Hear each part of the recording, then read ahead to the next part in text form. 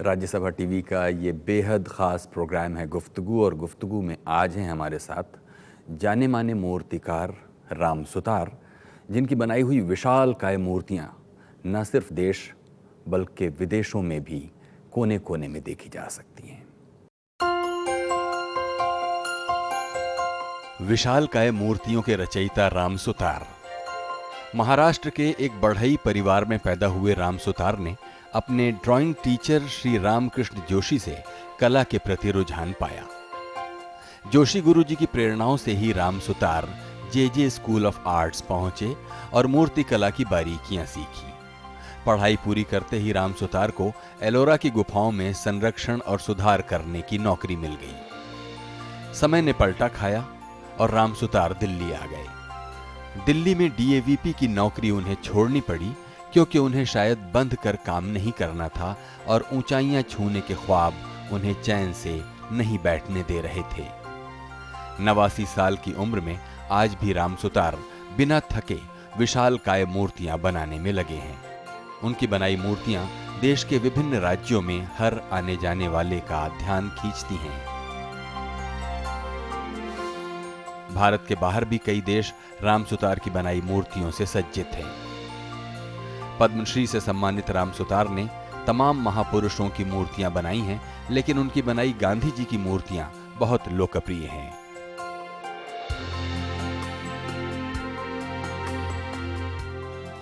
गांधी जी के आंदोलन से प्रभावित राम सुतार ने बचपन में गांधी जी को देखा भी था।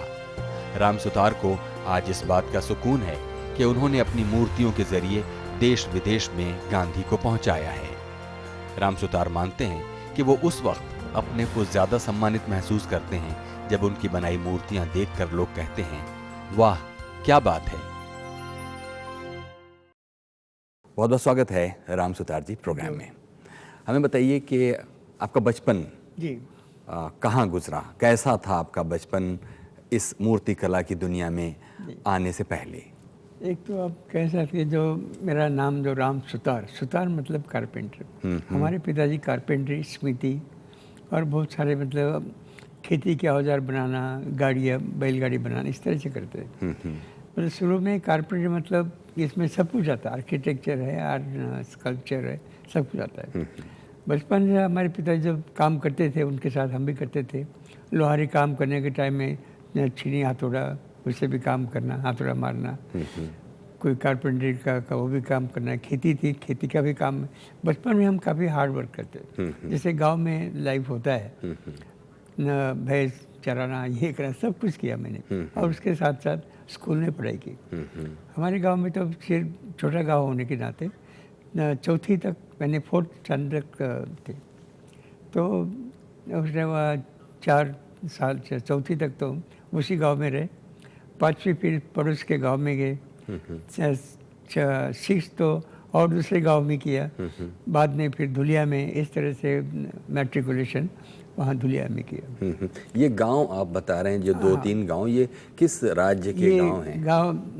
गांव का नाम है गोंदूर और ये धुलिया डिस्ट्रिक्ट में है, महाराष्ट्र में। महाराष्ट्र में, जहाँ विनोबा जी रहते थे। विनोबा जी, शिवाजीराव भावे करते थे, तो वहाँ तो हमारी पढ़ाई तो मैट्रिकुलेशन तक वहाँ हुई। उसके बाद फिर हम जब ऐसे ही चांस था, एक जोशी गुरुजी करके ड्राइंग टीचर थे, और उनसे मुलाकात की कि जब पता चला कि बहुत अच्छे टीचर है, तो उन्होंने मुझे काफ़ी प्रोत्साहित किया। जब हमारा काम देखा तो बहुत प्रोत्साहित किया, और उनके वजह से हमने J school of art, after matriculation J school of art में गए। उन्होंने काफ़ी रहने का भी इंतज़ाम कर दिया उनके रिश्तेदार के यहाँ। इस तरह से 5 साल का कोर्स हमने 4 साल में किया, क्योंकि हमें काफ़ी आता था। हाँ, मतलब ये था कि आपके पास तो बचपन से ही इस शिल्प कला को लेकर एक रुझान, बल्कि वही आपका पेशा, एक लाइवलीहुड भी वही था, एक हेरिडेटरी समझो। हाँ जी, हाँ हाँ। तो फिर आप जे स्कूल ऑफ आर्ट्स की बात कर रहे थे, वहाँ आपने किन टीचर्स से सीखा होगा? मतलब उस ज़माने में तो बड़े नामी गिरामी टीचर्स वहाँ खैर वहाँ टीचर जो हमारे मॉडलिंग क्लास, जो मतलब स्कल्पचर के क्लास था, गोरेगांव करके है, थे, एक मांजरे करके स्टोन कार्विंग के लिए थे, इस तरह से था। और हमारा काम देख के हमें डायरेक्ट सेकंड में ही प्रवेश मिल गया। और इसी तरह से हर साल हम फर्स्ट क्लास फर्स्ट रहे, और इसके वजह से मुझे गोल्ड मेडल भी मिला। फिर जे स्कूल ऑफ आर्ट से पढ़ने के बाद फिर आपने कैसे जिंदगी फिर का उसके बाद फिर एक स्कल्पटर थे करमलकर करके, उनके पास ऐसे काम था मार्बल का, तो उन्होंने मुझे एक काम दिया। एक लेडी चेयर के ऊपर बैठी हुई मार्बल का काम उनके साथ 1 साल किया। उसके बाद फिर चांस था कि एलोरा क्योज में एक पोस्ट थी, आर्टिस्ट के लिए ज़रूरत है। हमने कहाँ पर थी? एलोरा अजंता, हाँ हाँ जी, औरंगाबाद में ऑफिस था। हाँ हाँ, तो वहाँ ये पोस्ट थी, मुझे पता चला कि इस तरह से उनको आर्टिस्ट चाहिए। हमने अप्लाई किया तो मेरा सिलेक्शन हो गया। तो एलोरा क्योज में 4 साल हम रहे। वहाँ के जो मूर्तियाँ कुछ टूटी फूटी है, कुछ रिस्टोरेशन वर्क, मतलब किस तरह से वो ज़्यादा साल चल सकती है, इस तरह से काम किया। 4 साल वहाँ रहे। वहाँ एग्जैक्टली करना क्या था आपको? वहाँ रेस्टोरेशन में क्या पुरानी करते मूर्ति, समझो किसी का नाक तो बहुत इंपॉर्टेंट मूर्ति है, उसका नाक मैंने ऐसे मटेरियल से बनाए कि पता नहीं चले कि ये न टूटी हुई थी। क्रैक्स वगैरह थे भरना, वो समझो मूर्ति गिरने वाली है, उसको किस तरह से फिट करना, ये सारा काम किया मैंने। तो इस तरह से अजंता एलोरा में आपने 4 साल गुजारे। फिर उसके बाद एक ऐसा चांस था, किसी ने कहा कि दिल्ली में एक ऐसी पोस्ट है डीएवी में आर्टिस्ट की, वहाँ क्यों नहीं अप्लाई करते। मैंने अप्लाई किया, वहाँ भी सिलेक्शन हो गया डीएवी। तो यहाँ जैसे कस्तूरबा गांधी रोड पे है डीएवी, तो वहाँ 1 साल काम करते करते उसी दौरान प्रगति मैदान में कुछ स्टैचू बनाने का काम पता चला। हमने जब उनको मॉडल्स वगैरह बताए तो हमने उनको काम मुझे दिया। तो 2 काम, मतलब फार्मर्स के, मतलब एक कपल और एक स्टैंडिंग फिगर, ऐसे 13-13 फीट के स्टैचू मैंने बनाए वहाँ। और ये गवर्नमेंट का जॉब होने से मुझे परमिशन नहीं थी, तो इसीलिए मुझे रिज़ाइन करना पड़ा। अच्छा, फिर ये वो काम किया न, कुछ 1.5 महीने में 2 काम न पूरे किए।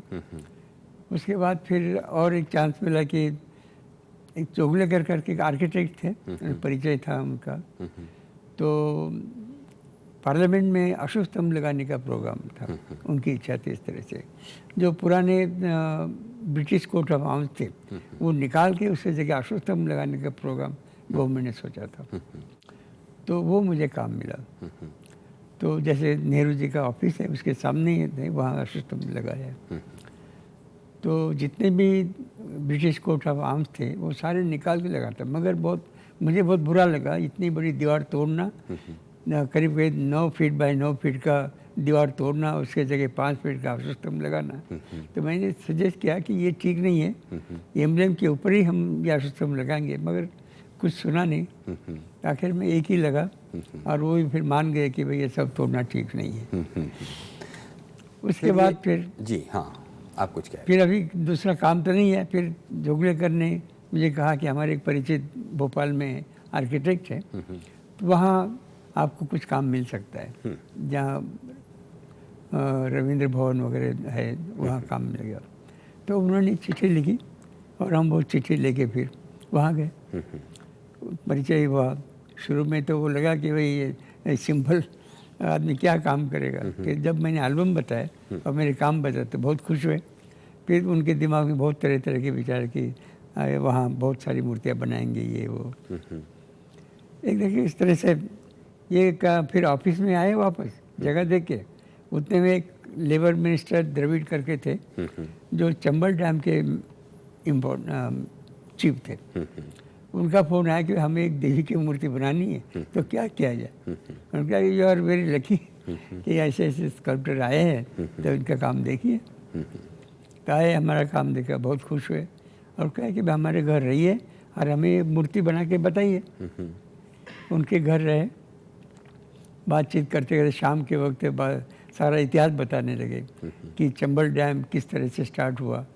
ये डैम का फाउंडेशन राजस्थान में मिला प्रॉपर, तो राजस्थान वाले अलाउड नहीं करते थे, तो कुछ महीने या साल ऐसे चले गए। फिर आखिर में तय हुआ कि भाई ये डैम जो दोनों के लिए। ये कल्पना देख के ही मैंने कल्पना की कि राजस्थान मध्य प्रदेश ये जो भाई भाई है और रिवर जो है ये माता है। ये कल्पना की और मैंने उसी तरह से एक डिज़ाइन बनाया। वो मेरा ख्याल है आपकी पहली कोई बहुत बड़ी विशालकाय पहली बड़ी मूर्ति। हमारी बचपन से इच्छा थी बहुत बड़ी मूर्ति बनाने की और स्टोन कार्विंग का बहुत बड़ा काम करने का। तो ये कंपोजिशन उनको बहुत पसंद है। तो शुरू में फिर वहाँ जब साइट दी है तो मुझे लगा कि बहुत बढ़िया साइट है, इतनी बड़ी मूर्ति बन सकती है। वापस जाया साइट देख के उनको कहा कि इस तरह से मेरी कल्पना है। तो उन्होंने ऐसा हाथ करके बताया, भाई साहब मेरे पास 10,000 रुपये है।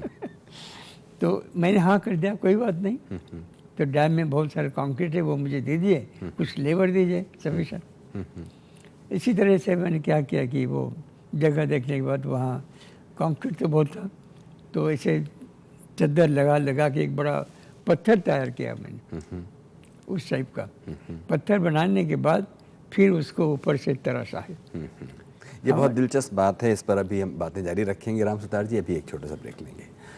अभी वक्त है एक छोटे से ब्रेक का। ब्रेक के बाद हाजिर होते हैं और बातें जारी रखते हैं मशहूर मूर्तिकार राम सुतार के साथ। तब हम सेकंड ईयर में होगा सेकंड में होगा। तो मेरे पास एक गोल टोपी थी मफल की, तो कपड़े जल रहे थे, मैं भी वहाँ खड़ा था।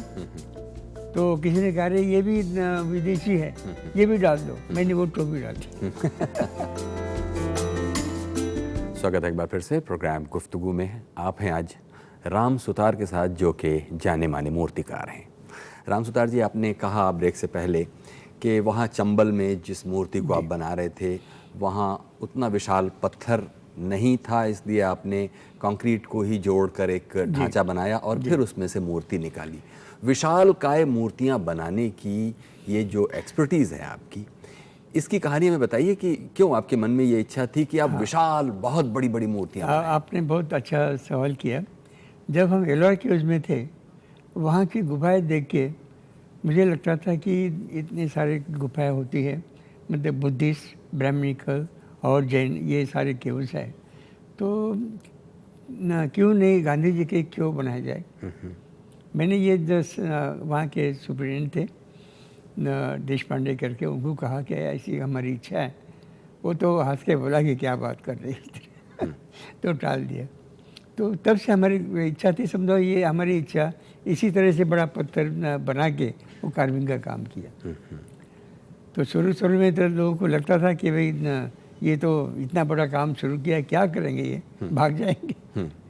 ऐसे भी लोगों को विचार आता जिन्होंने मुझे कहा कि भाई ये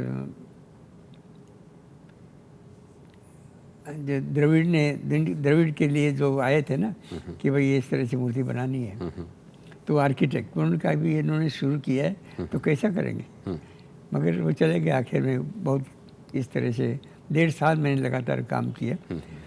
तो आप देखेंगे कितने बड़ा मचान बना के कार्विंग किया, और ये सिंगल हैंडेड वर्क है हमारा। अच्छा, उसके बाद ये जो मॉन्यूमेंट है और बहुत लोगों को पसंद आए, नेहरू जी ने उनको उद्घाटन किया। ये तो बात ठीक है राम सुतार जी, मेरा सवाल अभी भी वही है, बड़ी मूर्तियां बनाने की इच्छा क्यों थी आपके मन में? क्यों होती, अभी मेरा कैसे इसका क्या है, एक हेरिडिटी, एक ऐसी कुछ चीज़ होगी कि जो ऐसा इच्छा निर्माण होती है। जैसे कोई एक चाहे जानवर हो, उनके अंदर ही ऐसी इच्छा होती है कि कोई इस तरह से चीज़ खाया जाए, तो ऐसी ऑटोमेटिक ऐसी इच्छा होती है। मैं इसी को कहते हैं कि हेरिडिटी। हमारे पिताजी ने भी बचपन में गणेश की मूर्ति लकड़ी में बनाई थी। कितनी बड़ी? बड़ी थी, मतलब इतनी सी बड़ी थी, इसी अलग लकड़ी में बनाए थे। तो इस तरह से मेरा ख्याल है जिसको खानदान समझो या हेरिडिटी समझो, यही काम करते हैं, ऐसा मुझे लगता है। अब हमको ये बताइए कि जब आप किसी पत्थर में, या जैसा कि आपने बताया कि कंक्रीट का एक ढांचा बनाया, अब उसके अंदर से एक आकार आपको निकालना है, मतलब वो कोई रूप उसके अंदर छुपा हुआ है जी, चाहे वो पत्थर है, चाहे वो लकड़ी है, चाहे वो मिट्टी है, कोई भी मीडियम है, उसमें कोई आकार छुपा हुआ है उसको निकालना है, इसकी जो प्रक्रिया है जी। कि ये आपके अंदर वो एक फिगरेटिव चेतना, ये ऐसे ही होता है अप्रोच होता है, वो उसकी प्रक्रिया बताइए ज़रा हमें। कि शुरू में दिमाग में वो चीज़ आती है, वो चीज़ आना मतलब रंग रूप सब दिखाई देता है। जैसे आपको किसी बचपन की याद करना हो, सब कुछ दिखाई देता है, रंग रूप सब, कोई पर्सन का आकार सब दिखाई। इसी तरह जब हमारे विचार आ जाते हैं मूर्ति बनाने, जैसे उसका आकार कैसा होना चाहिए, क्या होना चाहिए, अपने आप दिमाग में जो आता है वही हाथ में आता है, हाथ में जो आता है वो छीने हथौड़ी में आएगी। तो इसी तरह से मूर्ति बनती है। देखिए, छोटी मूर्ति तो आदमी अकेले भी उकेर ले, जी। लेकिन बड़ी मूर्तियों के लिए जब आप 50 फुट, 60 फुट, 70 फुट की मूर्ति पर काम कर रहे होते हैं तो उसमें कई आयाम होते हैं, उसके कई पहलू होते हैं, और तब जाहिर है कि एक आदमी के बस का नहीं है कि सिर्फ राम सुतार जी खड़े होकर उसे कार्व कर दें। उसके लिए वो एक टीम ऑफ स्कल्प्टर शायद लगाएंगे या कारीगरों की एक टीम लगाएंगे। वो उन तक कैसे ये बात पहुंचती है कि जो आप सोच रहे हैं उसे वो उस तरह करें, वो कैसे होता है? नहीं, ये तो जब हम काम शुरू करते हैं, अपने काम खुद ही करना है, बाकी लेबर तो बात अलग है, सपोर्ट करना, कोई हथियार देना, ये करना, मचान बनाना, मगर जो हमारा इमेजिनेशन है हम ही कर सकते हैं। मतलब आप उसे खुद ही आप करते हैं? हाँ, कोई भी बड़ी से बड़ी मूर्ति हो उसे आप खुद करते हैं? इमेजिन करना, सावर, लेवल, आकार, प्रपोर्शन, यही जो हमारे ही दिमाग में होगा। लेबर क्या कहे कि भाई ये लाओ, वो लाओ, मचान बनाओ, हम क्या चीनी दो, यही काम करें, मगर वो आकार नहीं ला सकते। तो आकार मुझे लाना है। देखते हैं कि गांधी जी की मूर्ति को लेकर काफ़ी तरह की मूर्तियां आपने गांधी जी की बनाई, जिसमें से एक ऐसी मूर्ति भी बताते हैं जो कई देशों में लगी है। वो उस मूर्ति में ऐसा क्या खास है जो सब जगह उसे पसंद किया जाता है? ऐसा एक तो जब 47 में मैंने पहली मूर्ति बनाई सैंडो की, उसके बाद 48 में गांधी जी की मूर्ति बनाई। गांधी जी का बस्ट, काफ़ी बड़ा इतना बस्ट है, पहली वो मूर्ति बनाई मैंने, ऐसे ही फोटो देख के। तो पता नहीं कैसे स्टार्टिंग गांधी जी रहे, और एक बात याद दिलाए कि बचपन में गांधी जी की देखा हमने। आपने देखा? गांव में गांधी जी आए थे, उस टाइम ये विदेशी कपड़े जलाने का प्रोग्राम था। तो स्कूल के सामने ऐसा एरिया प्रांगण था, उसमें गांधी जी साथ बैठे और सामने कपड़े जल रहे हैं। तब हम सेकंड ईयर में होगा, सेकंड में होगा। तो मेरे पास एक गोल टोपी थी मखमल की, तो कपड़े जल रहे थे, मैं भी वहाँ खड़ा था। तो किसी ने कहा रे ये भी विदेशी है, ये भी डाल दो, मैंने वो टोपी डाल दी। और उस टाइम तब से गांधी जी के बारे में, गांधी जी के विचार, और उस गांव में हमारे साथ मतलब इस तरह से विचार हमारे दिमाग में रहा। गांधी जी के बारे में प्यार भी रहा, और भाग है कि शुरू में गांधी जी की बनाई, और आज तक इतने साल हो गए तो गांधी जी की मूर्ति मेरे हाथ से ली। अभी वक्त है एक छोटे से ब्रेक का। ब्रेक के बाद हाजिर होते हैं और बातें जारी रखते हैं राम सुतार के साथ, जो कि जाने माने मूर्तिकार हैं। दुनिया को लाइट देने वाला, प्रकाश देने वाले से समझा जाता है, उसी तरह से दुनिया को शांति का संदेश देने वाली हमारी ये मूर्ति वहाँ लगाई जाए, ऐसी इच्छा थी, मगर हो नहीं पाया। स्वागत है एक बार फिर से। आप देख रहे हैं गुफ्तगू, और गुफ्तगू में हमारे साथ हैं आज राम सुतार, जाने माने मूर्तिकार। तो राम सुतार जी, अब जबकि 89 साल आपकी उम्र होने को आई, और सुनते हैं अब भी आप अपने हाथों से उन मचानों पर चढ़कर खुद ही कार्विंग करते हैं, कोई ऐसी इच्छा बची है कि एक ऐसी कोई मूर्ति जिसे आप बनाना चाहते हों और अभी तक उसको बनाने का मौका ना मिला हो आपको? तो सही देखा जाए, जब मैं यहाँ दिल्ली आए तब इंडिया गेट पे पंचम जार की मूर्ति थी। हमारे सामने हम देख रहे थे कि भाई पंचम जार की मूर्ति की नाक तोड़ दी किसी ने, बाद में किसी ने टार पोत दिया, आखिर में मूर्ति गवर्नमेंट ने वो निकाल दी। वहाँ का जो नक्शा था छतरी, और उसके अंदर जो पंचम जार का स्टैचू, उसका रूप जो था, आकार, तो वो देखे मैं गांधी जी की मूर्ति वहाँ लगाने का सोचा। और यही मूर्ति जो आपने फोटोग्राफ देखा, गांधी जी, 2 बच्चे, और इस तरह से कंपोजिशन वहाँ लगाने के लिए मूर्ति बनाई। मेरी इच्छा थी कि उस तरह से मूर्ति वहाँ लगे, मगर वैसे कोई किसी को समझ में नहीं आए तो वैसे मूर्ति रहेगी। हमारी मूर्ति अधूरी इच्छा अधूरी रहेगी। फिर और सोचते थे कि ये मूर्ति एक गांधी जी का संदेश देने वाली है, मतलब दुनिया को संदेश देने वाली, तो बॉम्बे में लगाने का प्रोग्राम मैं सोच रहा था। बिरला जी से भी कुछ कांटेक्ट किया कि भाई आप कुछ करो, तो मगर वो कहते हम अकेले नहीं करते, गवर्नमेंट के साथ करेंगे मगर ये बात धीरे धीरे गवर्नमेंट के पास चली गई। तो आखिर में ये था कि भाई वो ये नहीं करेंगे, हम शिवाजी का बनाएंगे। इस तरह से वो बात, हमारी जो इच्छा थी वहाँ बड़ी, जैसे लिबर्टी है अमेरिका में, वो चीज़ है दुनिया को लाइट देने वाला है, प्रकाश देने वाले से समझा जाता है।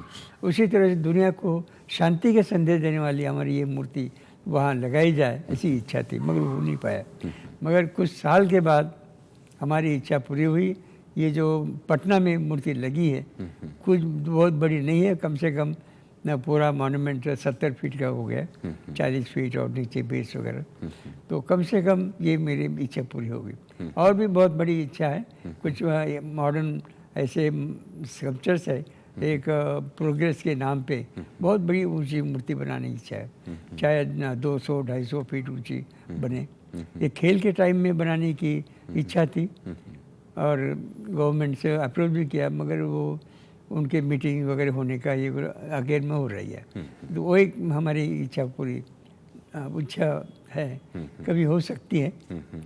तो ये मॉडर्न आर्ट में कि आदमी किस तरह से ऊपर ऊपर जा रहा है, इसका मतलब ये है कि आदमी पृथ्वी के ऊपर घूम के उसी जगह आ जाएगा, मगर यूनिवर्स में जब जाएगा वो लिमिट नहीं है। इसीलिए एक आदमी ऐसा कंपोजिशन है, आदमी एक ऊपर एक ऊपर जा रहा है, ऐसे कंपोजिशन है।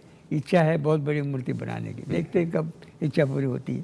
नहीं, हम उम्मीद करते हैं जल्दी ही आपकी इच्छा ये पूरी हो। हमें बताइए, जब हम बड़ी बड़ी मूर्तियाँ देखते हैं तो हमारे मन में ये एक सवाल जगता है कि इतनी बड़ी मूर्ति, किसी एक मूर्ति को ही देख लें तो उसको बनने में कितना खर्च हुआ होगा, ये एक सवाल आमतौर पर आता है। भाई इतनी विशाल मूर्ति, जाहिर है कि उसमें एक कलाकार लगा होगा, कई महीने उसके लगे होंगे, तो कितना खर्च आता है। अब अगर इसको एक उदाहरण से ही समझना हो, पार्लियामेंट के अंदर जो गांधी जी की मूर्ति है जो बैठा हुआ, वो बताइए कि आपने कब बनाई थी और तब उसमें कितना खर्च आया था?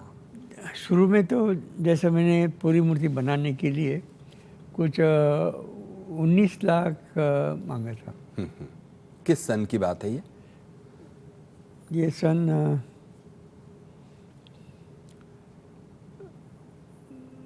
90 की बात है, 1990 के आसपास की। जी हाँ, फिर क्या हुआ? तो खैर मैंने मूर्ति बना दी और फिर ब्रॉन्ज कास्टिंग और किससे करवाया, कुछ गड़बड़ हो गई, मगर आखिर मूर्ति लग गई और हमें कुछ पैसा जो मिलना था थोड़ा मिल गया।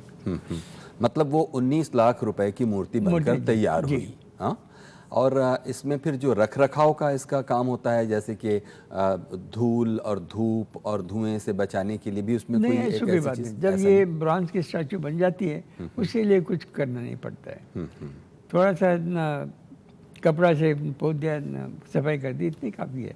ब्रॉन्ज ऐसी चीज़ है कि चाहे कुछ भी बारिश से या किसी कुछ खराबी नहीं होती। ये ब्रॉन्ज ऐसा मटेरियल हो जाता है कि मिट्टी में भी गड़ जाए मूर्ति तो कुछ फर्क नहीं पड़ता। इतना लंबा समय आपको इस मूर्ति कला के क्षेत्र में एक प्रोफेशनल एक स्कल्प्टर की तरह गुजरा।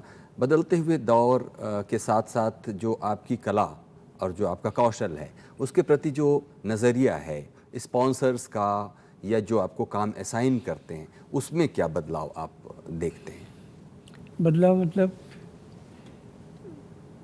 मतलब ये कि जब आप पहले कभी कोई प्रस्ताव लेकर किसी के पास जाते तो उसका रवैया और जो अब होता है वो, उसमें क्या अंतर दिखता है?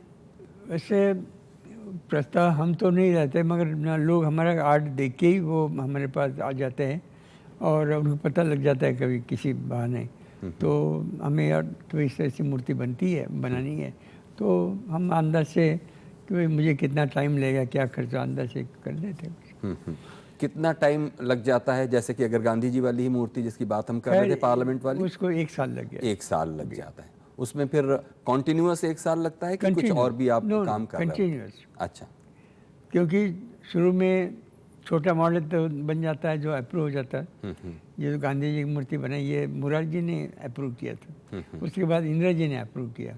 इस तरह से काम हुआ। एक दफ़े ऑर्डर मिलने के बाद ये तो मूर्ति इंडिया गेट पे कैनोपी में लगने वाली थी। अच्छा। वहाँ का जो एरिया है 10 फीट बाय 10 फीट का एरिया है और उसके हिसाब से मैंने वो मूर्ति बनाई। अच्छा। तो वहाँ लगे नहीं, लोग कहते भाई किसी ने कहा कि ये अंग्रेज लोगों की मूर्ति ये स्ट्रक्चर है ये, तो वहाँ गांधी जी लगना अच्छा नहीं। अच्छा। काफ़ी साल मतलब वो मूर्ति ऐसी रही। बाद में शिवराज पाटिल ने कहा कि ये लोग नहीं लगा तो हम पार्लियामेंट में लगा लें। अच्छा। तो इसके वजह से मूर्ति वहाँ की जगह ये पार्लियामेंट में लग गई। और जब पार्लियामेंट में मूर्ति लग गई फिर शिवराज पाटिल ने फिर ये अनाउंस किया, सिर्फ गांधी जी का नहीं, इनके साथ फिर नेहरू हो, इंदिरा जी के हो, मौलाना आज़ाद हो, सब मतलब बहुत सारी मूर्तियाँ लगी, ऐसे अनाउंसमेंट किया। और एक के पीछे एक मुझे ऑर्डर मिलते गए और काम बनते गए। और आखिर में चलते चलते राम सुतार जी आपसे पूछेंगे कि इस कला को करते हुए दूसरी कलाओं के साथ आपका कैसा रिश्ता है? संगीत है, नाटक है, सिनेमा है, इस तरह की चीज़ों से कैसा? बचपन से मुझे फ्लूट बजाने का ये था, मैं फ्लूट बजाता था। उसके बाद सितार भी बजाने का मैं कोशिश की थी, बेंजो भी बजाया। तो इस तरह से, और जब स्कूल में कोई कविता हो उसका चाल लगाने का हम भी उसको इस तरह से बचपन से ये भी हमें ये था। तो ये अंदर से जो जैसे आर्ट जो है, जैसे स्कल्पचर है, इसमें सब चीज़ है। आर्किटेक्चर, स्कल्पचर, म्यूजिक, ये सारी चीज़ें मेरा ये ब्रांचेस है। कोई एक ब्रांच पनप जाती है, इसी तरह से बहुत सारे ब्रांच के स्कल्पचर की ब्रांच बढ़ गई, ये पनप गई। क्या बात है। बहुत बहुत शुक्रिया राम सुतार जी, आपने हमारे लिए इतना समय दिया। ये थे जाने माने मूर्तिकार राम सुतार।